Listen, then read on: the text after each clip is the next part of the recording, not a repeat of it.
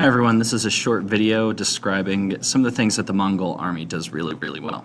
Number one, in terms of their weaponry, they're going to use this recurve bow, which is going to be able to deliver more accuracy and more distance than your typical just standard bow.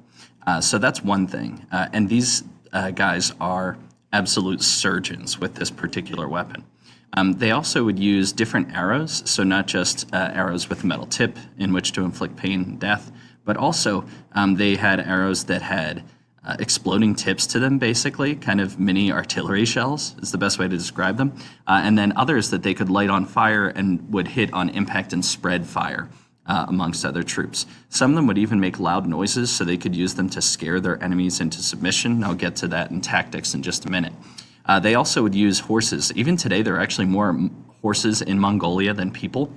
But if you look at these horses, they're very short and stout. They are hardy creatures.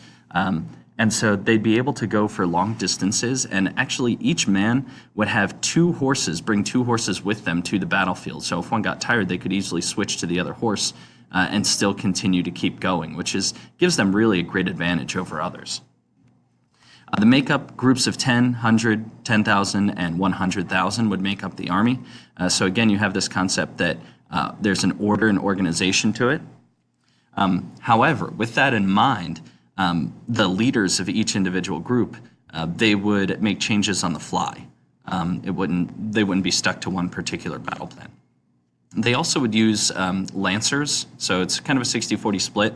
Lancers having these long pikes or long spears that they would use to be able to charge their enemy as well. Again, notice even in depictions of the Mongol army, you see how exactly skilled they are. Think about riding a horse at maybe 25 miles per hour and then being able to fire a weapon accurately from this horse that is bouncing up and down. It takes incredible strength, incredible precision, and practice.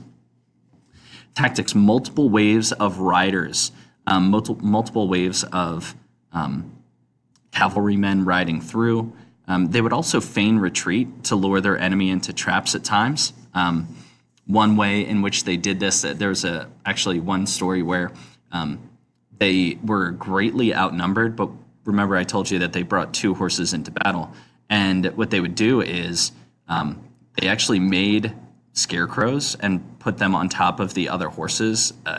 And so the night before, they had a big bonfire so that the shadows from these figures, these fake straw men, could be seen from the enemy's camp. And the enemy actually thought that they were outnumbered, and so they surrendered before even a shot had to be fired.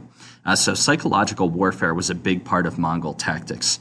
I mentioned that they could be ruthless at times. They would try and scare enemy civilians or scare enemy soldiers into thinking that they were under great danger, and this would help them, even though at times, for the most part, they were in fact outnumbered. So the Mongols used these tactics to go all across Asia and into Europe, and that's where the rest of your research will take you. If you have any questions, please let me know. Thank you.